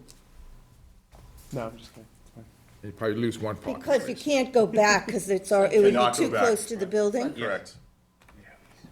Yeah, is that gonna affect, anybody else's parking? I mean, we're weighing heating of the building versus parking, right? So So we have to do it. Parking went out the first time. We might lose one Yeah, parking parking spot. did win out the If- first I time. think maximum, we would lose one parking spot, minimum, they'll stay the same. Whatever. We can deal with it. When we're Jim talking- used to have a parking spot back there, you always say. Jim steals one of the council parking spots. He tries to steal my Lost spot. it when the bollards went in? Yeah, when the whole system went in, I think, yeah. Tom knocked mine, I was the first one out in his mortgage. that's Christine. So the next question you're gonna get a proposal to do the whole thing at one time? Yeah, so you would like a different engineer, which might not be the most cost-effective, but it's doable. What do you mean a different engineer? The Who was the design- engineer the originally? engineer that screwed it up. Nelson and Pope. I don't. Oh, So Okay. I don't know if you they. kidding me? I wouldn't say they screwed it up. I'd say they made design choices, and with the direction of the building and the wind and the snow, it's just not working out But for they us. should have known that you couldn't fit a snow guard over these units. Typically in this climate area, they don't put snow guards on. If you got on the ferry and went to Connecticut or Massachusetts, you'll probably see snow guards on every single heat pump. But Yeah. once you kind of get I've to seen this them. point in south, you're not really seeing them, just because they don't feel that we see the snowfall that requires those. All the But, residential units around here don't have snow guards. But how do we then, I mean, why is it that it, happened twice already? It's happened more than twice, So but the other question I had was, I saw when we had that really, really bad cold snap, they were telling people that if they had electric heat pumps, they were supposed to switch them over into emergency heat mode. Do we have that on our units? yeah, that's on us. It's not us. But it was something where it bypassed the fans and the, The residential units have an electric resistance component to them that you can basically just run it off of straight electricity, and it's just a heating coil in there. These commercial units don't have anything like that. It's just a much smaller unit servicing a much smaller load. We're trying to condition almost 70,000 square feet here. So what would you have to go out to bid to get another engineer? No, it'd be under $75,000 for the design, so we'd get some quotes. Okay, get a Yeah, couple quotes. it's not a lot of design work, it's just a lot of labor, because we have to extend the refrigerant piping, so it involves evacuating the refrigerant from each system, taking individual components offline, pouring in a bigger slab, moving the system out, and then basically retying it back in. If we time it right and we get going on this project, then we can hopefully have it done before we need air conditioning and we're done with the heat. in between. It's very unlikely. Maybe till before next winter? I imagine before next winter, just our procurement process, there's no way we're getting a contract before the spring, Well, if you work nights, we could do it. It's not me that does the contract, so. Couldn't we do something just to put a barrier behind them, like a mini scaffolding behind and over? Why couldn't we just build something like that? This seems very extreme, 75,000 to design it. No, I was talking about the procurement policy and the limit at which we would need a bid for engineering design services. That's all I was saying about. Maria, are you suggesting like a makeshift? Yeah. No. We had makeshift. No, well, the scaffolding seemed to work, so why couldn't we But just it- build but it- something behind it- and over? It kind of worked. We still had units going offline. We still had snow packed in there. It just wasn't knocking out 5 units a storm. Like what happened at the last big storm when we got 11 inches of snow and drifting, and this last storm we also had 7-foot drifts on roads. That's very significant. We need to keep the snow out of the units. It is mid-February. Now, with these units, do they help with the air conditioning Yes, they're also air operation conditioning too? units. Okay. Because we're a month away from it being That's what I much was trying to warmer say about- outside. Yeah, right? that's what I was saying, if we could push it along and, But the benefit is that we can take them offline incrementally. yeah. So we're not gonna take the whole building offline. Right, so when you for go a 2-year back- period. Get the package ready for us to look. Let's take a look at the quotes. Yeah, quotes. Okay. And what's the next problem with it? Why does the fuel pumps keep on going So I'm off? gonna dismiss Peter for this one if the board will allow us. Can I just You guys- ask, you had Yes. mentioned about windows. Is that gonna be a future conversation? Yeah, we- Things before. Yes, Yep. yes, Peter, you got the floor. All right, so have this proposal for $49,000 for snow hoods for all 14 units. You can only buy 4 sides. So am I correct that we're looking to move forward and purchase these units? I mean, these snow hoods. They will be installed by town staff. They basically screw on. You don't need to, if you can use a screw gun, you can install these. Okay. We're gonna install the top of the hood and the back of the hood, and we're gonna, any side pieces that we can install, we will. And any pieces we can't because they just don't fit in between, we'll keep in storage. Until such time as we have this RFP from whoever our engineer is to design the move out of them. but so Peter, that's what I was asking. When you put the backs and the tops and the sides on, Oh, they rattle? why do you, like, if they're so close together that you can't fit something in between, do you really need to? I mean, Exactly. You can't fit 48 inches worth of sheet metal in there, but windblown snow Wind blown, this. does not care. Right. The snow is just blowing its way through those coils. And basically what that snow hood does, it's basically saying it's only sucking air from a downward side. So anything that blows against it is falling down, and it's not getting sucked into the machine. But Is the it one on the possible? back would be a solid thing, right? Because No, not it's- just on the back of a machine, but they'd be all No, so it's big, they're per touching unit. each other. Per unit, Yeah, they but don't aren't touch they each other. 2 feet on each side, which would be closer than But it's the extends distance out. between? Peter, which units did we lose in the snowstorm? So we lost basically the auditorium units, the auditorium lower level, which are unoccupied. So if I'm looking at this, I guess I'll turn it this way right here. So this is the way you guys pull in. Yep. This is the main part of the building, this is the auditorium. Yep. We lost these 2 units on this corner and these 3 units on this corner, which I think has a lot to do with basically wind. And I think that Maria can attest to this. When she pulls into her parking spot, if you notice, there's a snowdrift right where she is, and where Sunday parks, it's like dry concrete.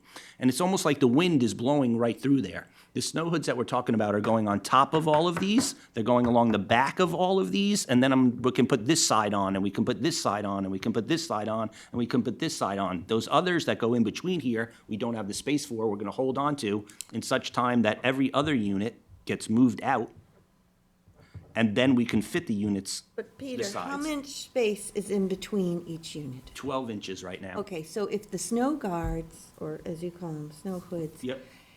the back pieces extend 2 feet on each side, No, aren't they 20 gonna inches. all touch? So Maria, it's gonna extend out to the back like this on each unit. So my question though was, before we But pay we for an can't put- engineer I and get why move we can't units and put it do in all of that, Yep. can we just put on what we have Yeah, and that's what I'm see if saying. it works? That's exactly what I'm If- saying. If you wanna try that, like if the board wants to go through another winter with, I don't think it's a good idea. I think this- if we're gonna do it correctly. I'm thinking if you're putting the tops, because the snow wasn't an issue when we had the scaffolding over the top. it wasn't as much of an issue. There were still, So what I'm saying is now you were protecting the top, the back, and the side ends. I'm okay with, before we spend, Just the backs. what, another $100,000? yes. Like, see what that does. We'll definitely do that. That's our first, I'll call it. And that we step. can do, now. What's the time frame in getting these stuff in stock? I literally just got this proposal this morning, so I can speak to the price, but I can't speak to the lead time. Probably 4 to 6 weeks, I'd say, if we So it's can. springtime anyway, so you're not gonna, We're not gonna know till next winter anyway, We'll get them on. But they can actually provide some benefit for the summer. for the summer, and keeping the coils a little cooler. Potentially. So the north side of the building, there's no sun on the back. So mostly the right side or the easterly side. Yeah. So then Which this would be the first summer that we would have with full sun on the top of the unit, so this is not a bad idea to get this done. yeah, this is the easy first step. Buy these units, have town staff install it. It's 50 grand, and then the next phase is get the engineer, design it, and try to move them out. We were just trying to come here with With a plan. with the goalpost of what is it going to take to like completely, hopefully eliminate this issue. Yes. Phase 1, we could totally just put the backs and the tops on if the board is comfortable with that and comfortable with the fact that if an issue happens next winter, then it's going to take X amount of more months after that to design and move and do all the other things. So The other thing I want to mention was the windows in this building. As Tom said, that's- they're from 1979, when the town purchased this building from the school and turned it into a town hall instead of a school. They replaced the windows at that time. I know Sunday's not here, but I'm sure she could tell you that when she's sitting in her office and the wind blows, her blinds are moving and the windows are closed and locked. I'm sure you guys can all attest to that. Is that going to provide additional heat to the building by putting in new windows? No, but it will increase our building envelope, so that way our heating system can perform that much better. I think it would be wiser, in my opinion, to invest in new windows than try to invest in a secondary or supplemental heat source, like putting in a boiler and radiators or good point. upgrading your electric. agree with Point, you on Peter. that. Just my opinion. I think the quote with that was That's $1 gonna be million, something wasn't it? for new it's windows, probably going to be more than that. right? So here's my question on But that. Over $1 million. Here's my question on that. I know this is not gonna be, More a- expensive than putting in a supplemental. this isn't heat gonna be a pump. popular option, but the building has full AC. Nobody that I know of is or should be opening their windows in the summer. What about putting a cover on the outside of the windows? Can we legally do that, or do they have to remain as egress? So like a plastic? So that's a fire marshal question of if there are fire access out of these windows. I don't know that that's been ironed out yet. We would like to talk to an architect about whether these windows could take that outer covering, if that would be acceptable on a historic building such as this. If the village would be cool with that. But yeah, a storm window type might be a more inexpensive option. So, but that's all. Something I think we should just explore. We have to do this anyway. It The has to be windows. part of a larger conversation about the installation of new We could windows. address the windows in some manner, is what you're saying. Maybe we're not replacing them, maybe we're putting on I'll call it a cover, if you will. That's if these window. 1979 windows might even be able to accept a storm window, right? But that's Fair all. Might not have enough gap. Right. to hold And also window. they're massive. But if we're gonna spend money like that, though, I mean, Sometimes you're better off just doing it right. If this is gonna be town hall, you're gonna need to put new windows in at some point. And Whether it's 10 years from now, or 15 years from This now, or isn't next year. wood frame construction either. It's a very complicated job to replace a window on this building. Let alone every window on 2 floors on the north side. South side has less windows just because of the auditorium, but it's a lot of work. The auditorium windows were replaced in the last 10 years, just so you're aware, so that wouldn't be part of the project. I'll call it the lower level basement windows, which are basically where the historian are, where the lunchroom is, where the second floor conference rooms. Those windows are due to be replaced this spring as part of the building envelope project that's going on right now. Just on the north side. though. Just on the north side, my apologies, just on the north side and the east and west sides. So, yeah, so we will move forward with this quote to do the hoods. Yep. sounds good. I say yes. Where's the money coming from, the 50,000? I'm gonna have to ask Dorothy. I think it's a capital project. It's my belief it should be a capital project. And thank you to your staff, Peter, for the Yes, work that thank you you. guys did do, shuffling heaters, moving heaters, turning them on and off, making sure, Thank you. people could We work. are the first line for any phone call regarding heating or cooling, so Peter deals with it many, many times a day. And it's just trying to troubleshoot internally what we can before we bring on a contractor. And I just ask that in the future, if we do lose heat over the weekend, and we know that staff can be alerted before they come into work, so that at least they can dress warmer. Yes. Okay, so how do I do that? You know, as far as I can send an email out to everybody's town email, but unless you're reading your town email, you're not gonna know that. That would be, Have you alert the You have to go- supervisor? Has to go through the supervisor. I'd send out that phone calling chain Okay, alert. all right, because I was here on Sunday. Yeah. This past Sunday, and I was aware that the heat was out. I'll include you on that contact list, All right. all right? But, you know, if, you would have to be able to say, it's not gonna be on Monday morning. It's gonna Right, be yeah, like in the I'll- 50s, and then we'll deal I'll with it. I'll give you a plethora of information. Okay, thank you. all right, so what else? Thanks, You Peter. wanted to talk about Hampton-based fuel Fuel. pump, is that? May I excuse? Yes, Thank you, well, Peter. if you You're doing a really good wanna job. leave, Peter. No, that's fine. I don't know how to answer that, but I'll leave you to this topic. Thank you. Thanks, Peter. Thanks, Peter. So over the weekend, I believe it was Saturday, we had an issue at the Hampton Bays fueling station on the gasoline pump. Oh, yeah. Yes. Was contacted, we tried coordinating with our contractor for a call out. They weren't able to get there until Monday. Actually get there until Monday. They were available to talk us through a potential fix for it. So it turns out that the automatic shutoff on the nozzle had failed. So you know when you're at the gas pump and it just keeps clicking? That's what was happening. So they replaced the nozzle on Monday, everything was fine. That happens in West Hampton a lot, Yeah. that highway. Yeah, so we have 8 pumps, 8 nozzles. We replace them periodically as we need to. So our contractor, G&MD, each went out there and they fixed the nozzle. It's just kind of the troubleshooting that comes with being an expert at fueling stations. Sorry we had to disturb you on your vacation to deal with that. Yeah, it is what it is. We're intermodal transportation. Yeah, So. well, the nozzles, you can't really, they can break any time, so you can't blame anything about the nozzles. Yeah, and so Banged around. I came up with a procedure at the request of Yes. Councilman Pell. And essentially, it's just, if you have an issue with the pump, contact Municipal Works, contact me, let us know where you are, what pump you're using, whether it's gas or diesel.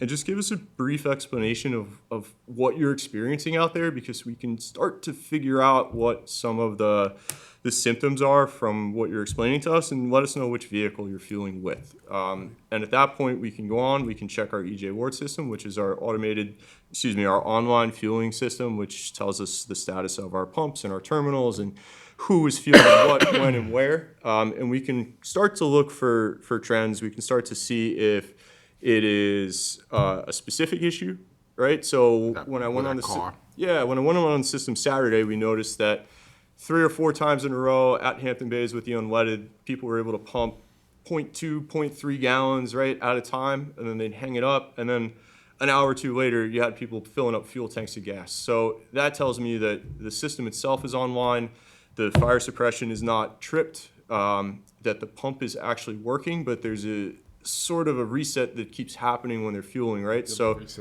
yeah, so that helps us eliminate any electronic issue, because when there are a certain number of failures of the pump, the system will go offline, and the computer will prevent it from actually fueling. That wasn't the case this time, because we were able to reset them from a laptop anywhere, which is a great feature to have, but that wasn't the case this time. So after that, if I can't troubleshoot it online, then we'll contact our contractor and get them out there. So This has been pretty much, I was here when we installed the fuel system and did what Tom does now. And this was pretty much, I mean, it's great you've kind of written it out. I'm not sure we ever got to the point of writing it out, but it's pretty much a standard system. The one thing I would, and that was going to be my question, but this was a particular issue on Saturday or whatever, knowing that, one thing we used to do was keep an extra around in the shop. Chris Langsdorf, I think, used to run our central garage, used to go and swap them out. Now we keep multiple duplicates of each component, whether it be gas hoses, diesel hoses, breakaways, straight swivels, 45 swivels, either the 7 HP diesel pump or the smaller gas nozzle at the fire suppression trailer at the Hampton Bays pump. So all of our duplicates are in there. I keep an inventory.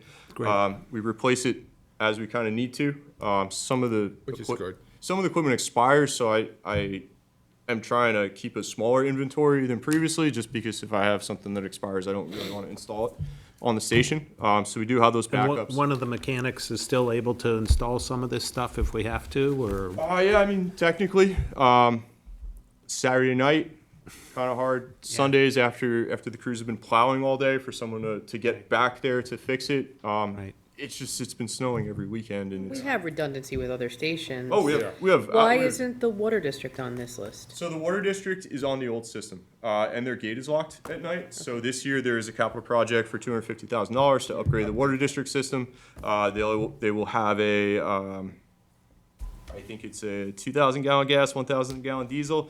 They'll be on the new EJ Ward system like everybody else. And I'd also like to maybe work with James, but put in an electronic gate there so that after hours, when the station is closed, that departments can actually get in there in the case that Hampton Bays is down. But we also have our 3 other contingencies of West Hampton, North Seabridge, Hampton. And lastly, we're surrounded by a plethora of regular gas stations. Like, push comes to shove, we could take a town credit card and go get gas if we absolutely need to from the Shell station down the street and just put it back through the system. So while our stations may be down, we are kind of surrounded by fuel during a non-emergency event. During a hurricane or something like that, typically we might be the only stations that have fuel. And that's why we have these 4 stations, soon to be 5 stations spread across town. And who numbers are these? What's your office? So it's the office and both of my cell phones. Wow. Right, so email address. See, one other person besides you, because what happens if you're changing diapers or something? That's why the office number's on there first. Like on Saturday or something. So I can try and ask union staff to be on call on a Saturday evening to add some fuel Once we get a issues. facilities manager, that person's number can go Once on we there. got a traffic engineer, What about the assistant town engineer? Yeah, potentially. If we can get a traffic engineer, this becomes theirs. Tom, you know. Exactly. Intermodal transportation oversees the vehicles, they oversee the fuel. We'll work on that. Yeah, so, Right. And I will say, and I think it's great Tom's laid this out. I'm not sure, like I said, I'm not sure we ever put it in writing, but we laid this, ran this kind of process. Quite often, when we used to get reports that the pumps weren't working, you go online to check, we find out it's operator error. They're not punching in the code Hampton correctly Bays or is whatever it might slightly be. different than Bridgehampton and West Hampton. North Sea is more similar to Hampton Bays. It's a sequence of events that Highway so generously created a step-by-step tutorial that's taped to each pump with reflective signage. So it's once you get the hang of it, it's fine. But like if you've always fueled up at Hampton Bays and now you go to West Hampton, it's a slightly It's a different. little, right. Totally different. Yeah. Okay. Totally different. You have to put the nozzle in first in West Yep. Hampton, and then you have to listen to see if it beeps, and then you go and plug it. When I said operator error, I didn't mean to point anybody out. And we have a reciprocal IMA with Suffolk County for their Suffolk County DPW yard that we're gonna be getting our vehicles onto their system so that is a backup good. at West Hampton. Nice. In case West Hampton goes out. But good. that's more working over the computer to get our numbers in. We actually modeled our system initially after Yeah. meeting with Suffolk County DPW about their system. I mean, it's a good system, but I mean, if you think about regular gas stations, they have a full-time attendant that's there all the time, fixing everything and monitoring, and we rely on our users, our coworkers to report any issues that they have, and we hope to be able to address them as quickly as we And can. we just get one other number on here. Okay. That way, if you're away, it's not fair for you to be The bothered every assistant town weekend. engineer. Yeah, she starts the 23rd. Yeah, get her number on there. That Would, person's number. do all the cars have like rings in the gas? So Yeah. could a car that's not a town car go in if they had the code, to fuel They up? shouldn't be able to. A receiver on the intake, on the nozzle, on the vehicle itself, there's something on the vehicle itself that connects with your nozzle. I'd like to refrain from any further thoughts on how they might do that. over Okay, public yeah, session, no. But It's always away if they want to. we have cameras. But even, when, again, check I may be going a little too far, stop me if but, when our Parks Department fills up, individual units to go fuel, everything tags on everything gas had a cans. tag on Yeah. it, so that you couldn't even fill up a little 5-gallon can of gas without one of these tags And on that's also it. for proper tracking of who's fueling what and when and how much, and then there's a chargeback associated along with that. So each department is paying for the fuel that they use. And everyone that's put on is tracked, or again, it used to be Central Garage, I don't know who, but you correlate, so you keep track of all those that you give out, and you know what Yep. vehicle or, gas can or whatever that it's on. Yeah, so we still manage the fob system Okay, in Municipal Works. right, that's the word. So, Yep. On a separate subject, thank you very much for moving ahead with the purchase of the additional speed monitors. We appreciate. 22 speed monitors. Thank you What? very much. That's what we Yeah. You ordered. had the yeah. money for that? That's what we did, yeah. It just came. Wow. So, thank you for that. 22. Can I just ask, and my office is happy to help, just if you could coordinate with Mark on how Yeah, I to sent get there. the email just to be like, hey, let me know how many you want, when you want to pick them up. No more on Noyak Road. Is there any way we could, is there any way we could deliver? Or is there, just let's coordinate. Yeah, I can I'll be get- helpful So, with that. so with I would just like to know, like, the impetus of putting these things out. Is there, are we putting, I would like to see it where the requests come in, we deploy the stationary speed monitor to see if there actually is an issue there, because they're able to take data before they turn that speed monitor on and then after they turn it on, so you can kind of get a feedback. So, because there's been a lot of times when I know people have called me from an area that we've deployed that electronic speed line, and I've gotten back to them and said, listen, I know it appears to you that people are speeding, but in reality, they're not. Unless And, they're slowing down because and that there is a fair distribution throughout the hamlets in the So these town. are, so what's good about these is they're removable, so we could always keep them in place where they are and move them around. But who's deciding where they're gonna go? I'm But they gonna, were gonna all say that. removable, and they were all supposed to move around, and none of them have moved. Well, that's true because people really are seeing that they're working to some extent. But one thing that I think is the way we're doing it, and one example is what Tom and I have done with McGee. We went to McGee, we had a concern, this is what actually triggered the ordering of new ones, is that Tom and I did a site visit. Tom took some observations. There is public data that we have from New York State DOT that shows, various traffic information. And based on some of the observational data that we have there, and if we notice that there are vehicles that are speeding, and the police department does help out with that, sometimes they do deploy their mobile unit. I actually asked Chief, when we first did the site visit, to deploy that there. I think, we should rely on the recommendations from the engineer when we do those site visits on whether we should put a speed monitor in a certain place. I think when we did that site visit, we deemed we should put a speed monitor here.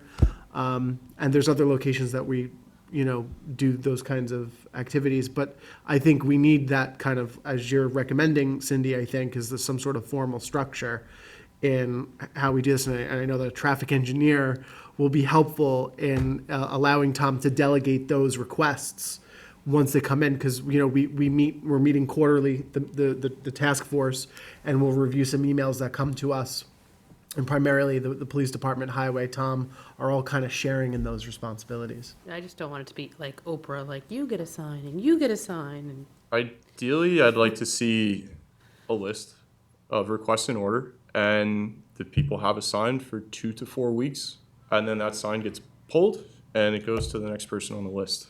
But there may not be appetite to take that sign away from that Well, how neighborhood. many requests do we have from the committee meeting? Because I wasn't able to go to the last Good couple. amount of requests, and we only have 34 signs, 30 signs, 34 signs. Total? I know the Flanders CAC was gonna put in a list of. Including the roads that they 22? thought needed signs. We have a lot, so.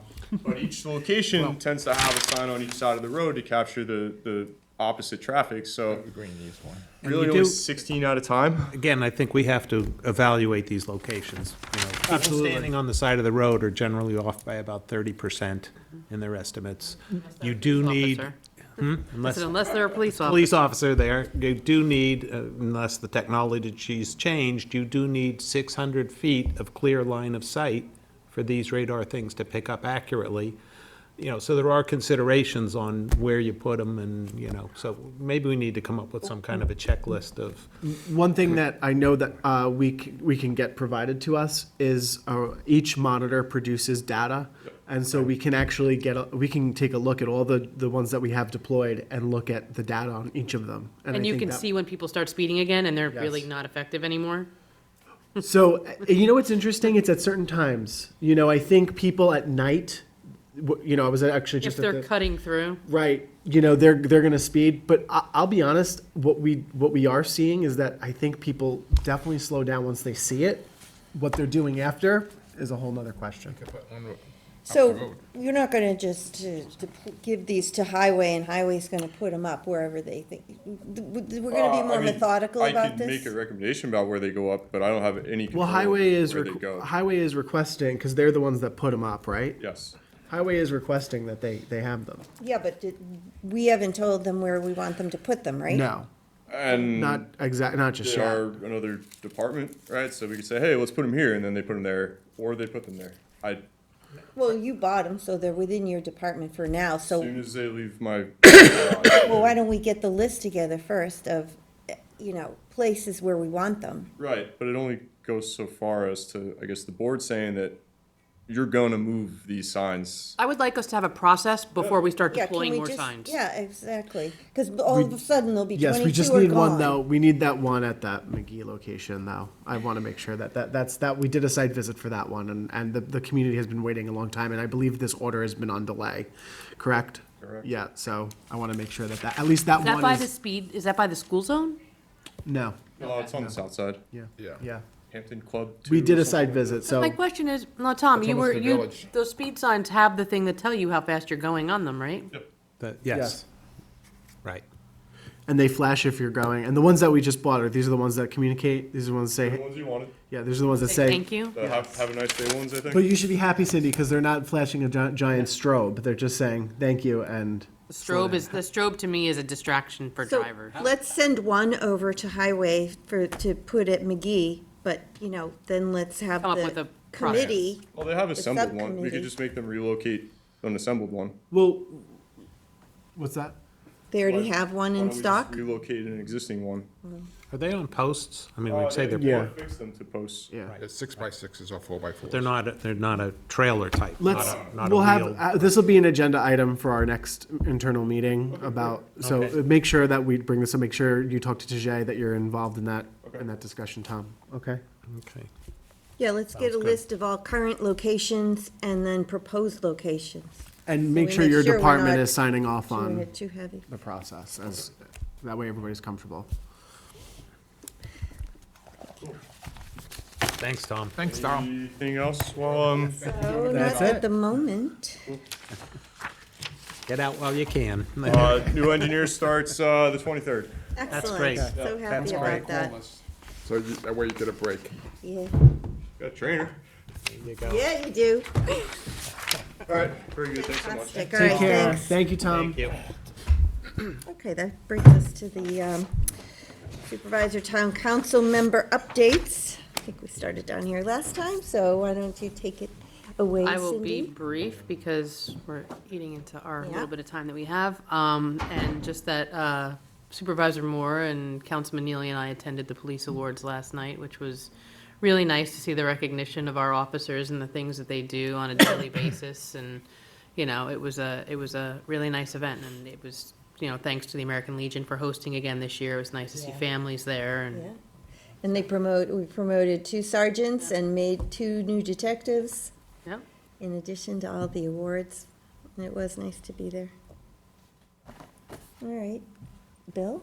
Yesterday morning, I was invited to a coffee in Hampton Bays, and the pictures are up. I want to give a shout out to Chief Kiernan. Oh, what's this here? Oh, that This was is nice. I all saw this. retired police department. The first chief of Southampton Police Department, Chief Conrad Taller. Oh, look at Connie. And Look at that beard.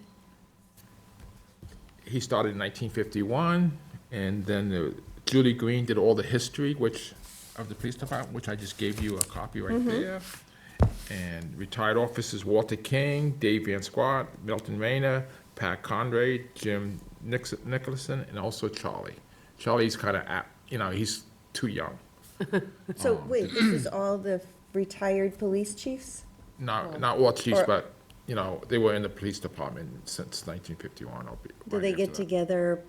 No, this is the first all the time they got time? together, the ones who are still around. The one is 96 years old, in a wheelchair, Mr. King.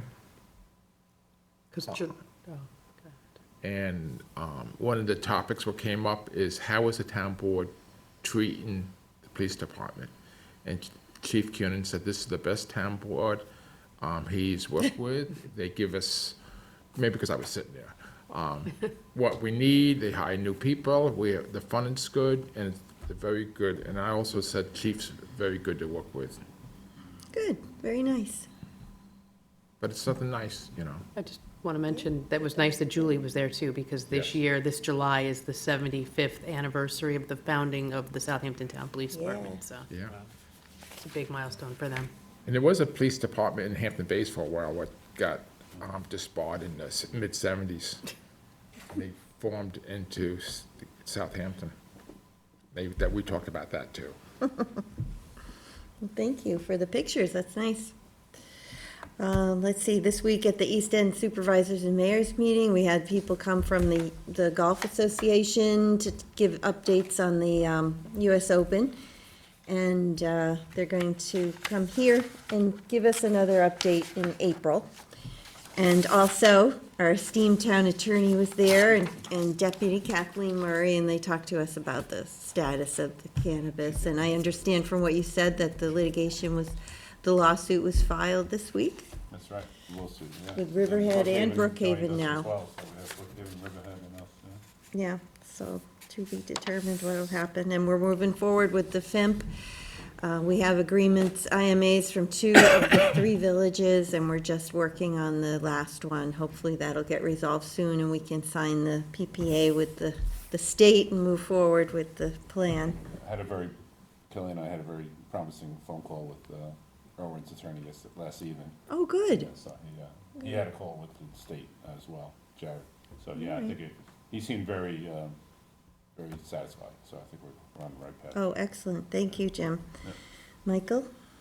Yeah, so the Vets with Pets drive is still ongoing. Cindy and I are still working on that, and we're receiving a lot of collections along with the animal shelter, the Hampton Bays American Legion, the West Hampton VFW. You have until February 20th to drop stuff off, and we've actually already exceeded a lot of our boxes, so we're doing really well, and we appreciate all those that are donating. Food and toys and whatever else. Yep. Yep. Yep, you could also drop off at the VFW in West Hampton. You could drop off at the American Legion. You could drop off at the Hampton Bays Community Center. You could also drop off here in Town Hall or the Crow-Ann Center in Flanders. So there's numerous locations. If you have any questions, you could contact the town council office. I also attended, I couldn't be at the police awards last night, regrettably. I apologize. I had a NOYAC civic meeting where I was giving updates on some of the things that the town is doing. And we told the chief where you were. Thank you. He didn't know.